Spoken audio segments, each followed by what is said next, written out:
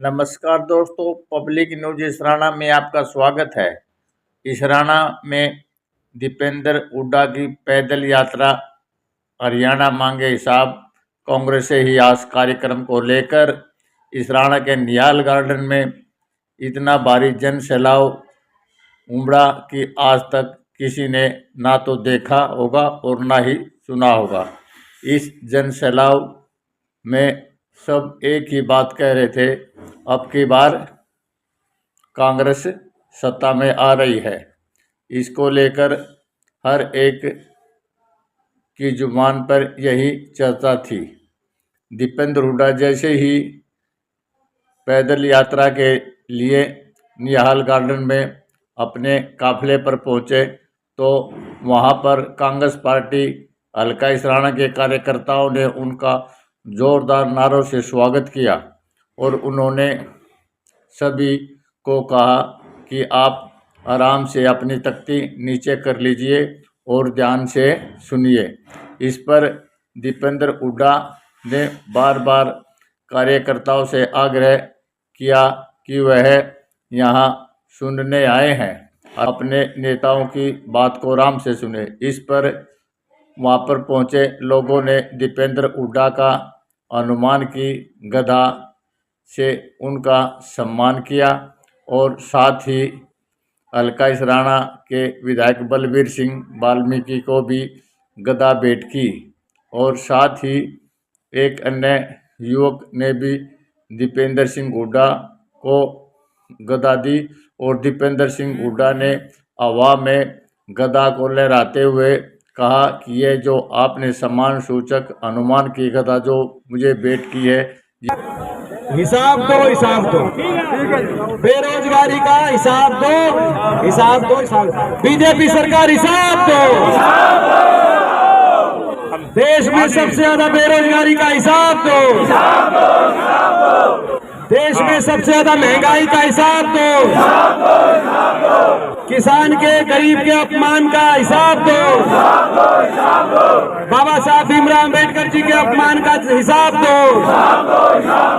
ये है भाई हिंदुस्तान के युवा दिलों की धड़कन चौधरी दीपेंद्र सिंह हुड्डा जी, हरियाणा के भावी मुख्यमंत्री आपके बीच में पहुंचे हैं। जोरदार तालियों से स्वागत किया जाए।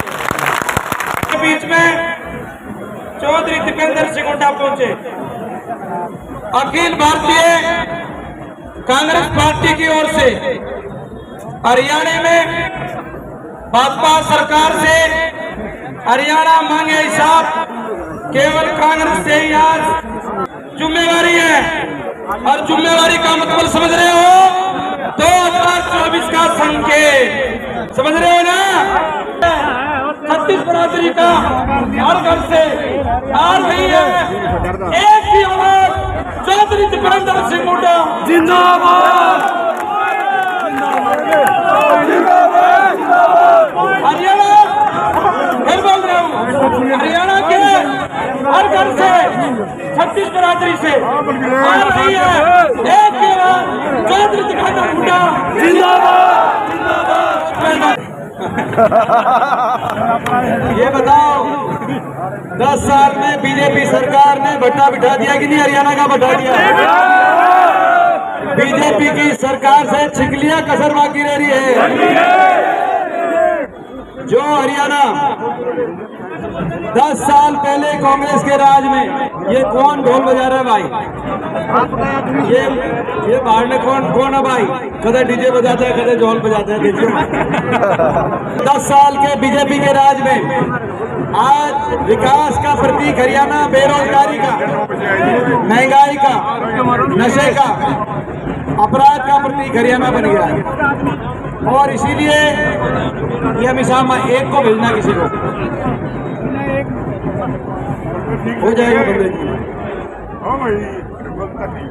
देखो, हमने आज से 1 महीने पहले बीजेपी से 15 सवाल पूछे थे बीजेपी सरकार से, लेकिन आज तक उसका जवाब एक का नहीं मिला।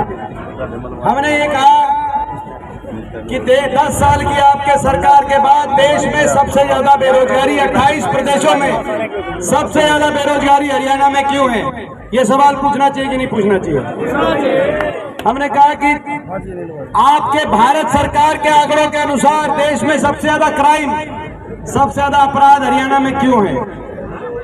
आज हरियाणा के आम आदमी को बीजेपी पार्टी ने, इनकी सरकार ने property ID, family ID, portal को इन्होंने उलझा दिया कि नहीं उलझा दिया?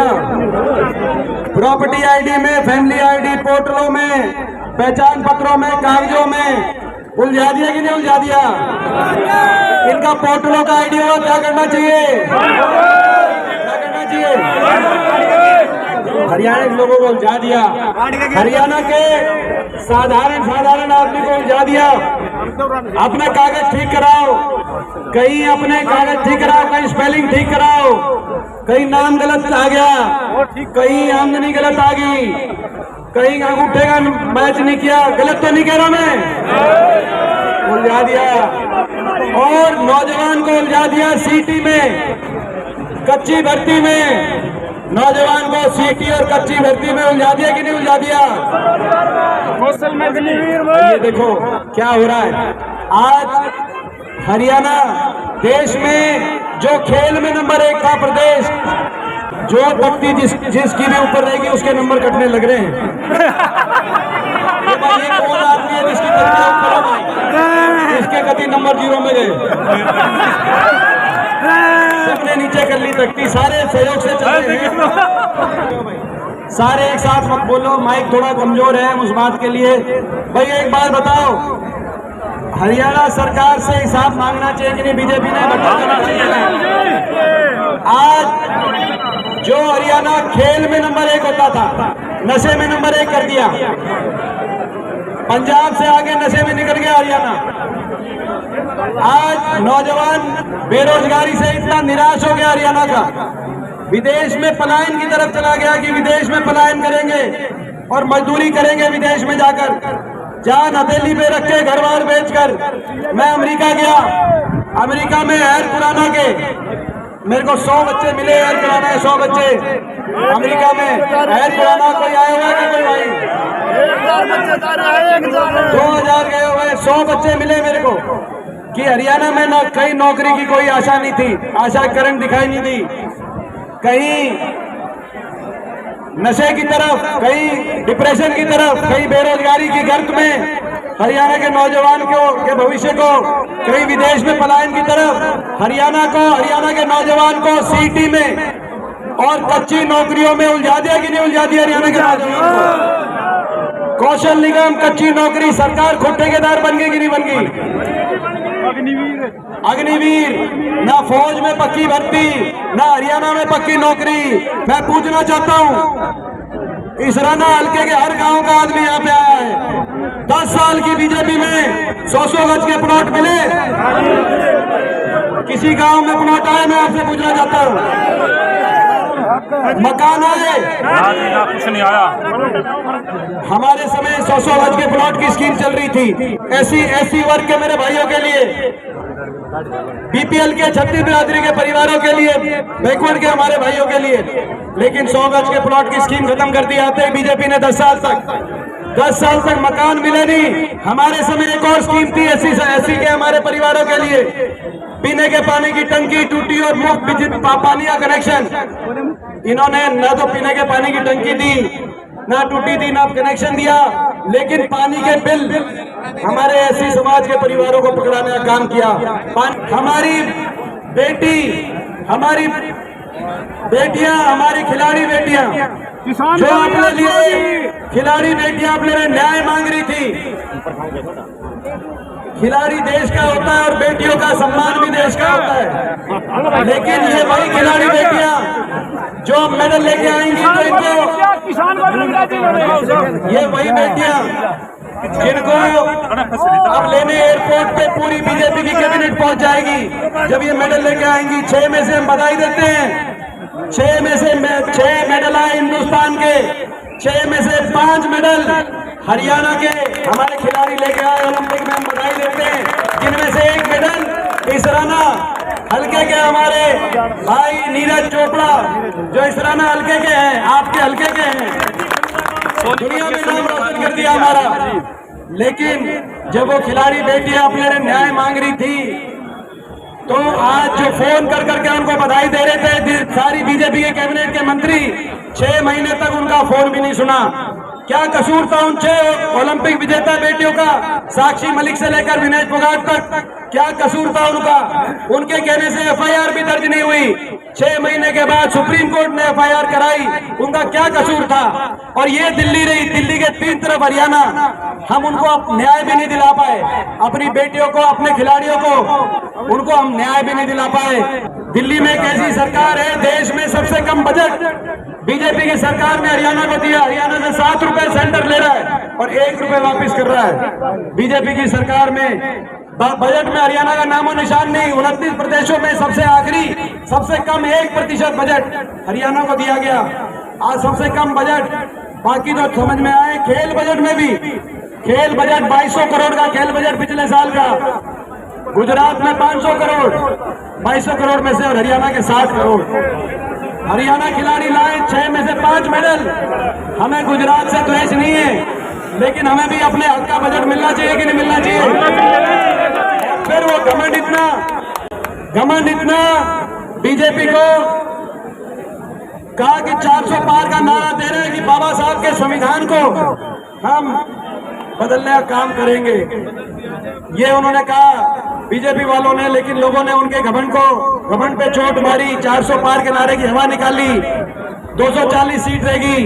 बीजेपी वालों को बताना चाहता हूं, आपके चाहने से भी आप कितनी, आप हमें कह सकते हो बैठ जाओ, हमारा तिरस्कार कर सकते हो, लेकिन हम संघर्ष करेंगे और बाबा साहब के संविधान को नहीं बैठने देंगे इस देश में। इसीलिए इलेक्शन से 1 महीने पहले इन्होंने अपना उप मुख्यमंत्री बदल दिया कि नहीं बदल दिया? अपना प्रदेश अध्यक्ष बदल दिया और अपना मुख्यमंत्री का चेहरा भी बदल दिया कि नहीं बदल दिया? बदल देंगे जी। मगर अपना घमंड नहीं बदला, अपना अहंकार नहीं बदला, अपने घमंड की कार्यशैली नहीं बदली। बीजेपी वालों 30 दिन की सरकार रह गई, 28 दिन की सरकार रह गई। अब आप क्या मुख्यमंत्री बदलोगे, उप मुख्यमंत्री, प्रदेश अध्यक्ष? अब तो जनता सरकार ही बदलेगी। ये अब आप क्या बदलोगे कि 10 साल हरियाणा का बट्टा बिठा दिया? बीजेपी हिसाब नहीं दिया करती, हम तो हिसाब लेंगे। क्या हिसाब लेंगे? मैं बीजेपी वालों को कहना चाहता हूं, ये आपका डायलॉग कि आप हिसाब नहीं देंगे, आप हिसाब लेने वाले हो, देने वाले नहीं हो। 10 साल से आपकी सरकार है, ये आपका डायलॉग कहीं और चल जाता होगा, लेकिन यहाँ नहीं चलेगा, क्योंकि ये हरियाणा है प्रधान। जो दिल्ली से बड़े बड़े प्रधान आ रहे हैं, उनको मैं कहना चाहता हूँ, ये हरियाणा है प्रधान। यहाँ हरियाणा का आदमी सीधा होता है, सच्चा होता है, ईमानदार होता है। हम ठगे जाते हैं, हम ठगे जरूर जाते हैं, मगर जब कोई हमें ठगता है तो हम अपने दिल में रखते हैं और उससे हिसाब मांगना जानते हैं। आज इसराना में मैं कह के जा रहा हूँ, हम आपको हिसाब दे देते हैं, आप नहीं दोगे तो। लोकसभा चुनाव में बीजेपी को हरियाणा की जनता ने किया था हाफ, विधानसभा चुनाव में आपको कर देंगे साफ। हरियाणा के भविष्य को बचाने की लड़ाई है ये। लड़ाई हरियाणा के नौजवान के भविष्य को बचाने की लड़ाई है। ये लड़ाई बाबा साहब के संविधान को बचाने की लड़ाई है। ये लड़ाई किसान, जय जवान जय किसान के नारे की गूंज को बचाने की लड़ाई है। ये लड़ाई हरियाणा को विकास के, खुशहाली के, तरक्की के रास्ते में देश में सबसे आगे लेके जाने की लड़ाई है।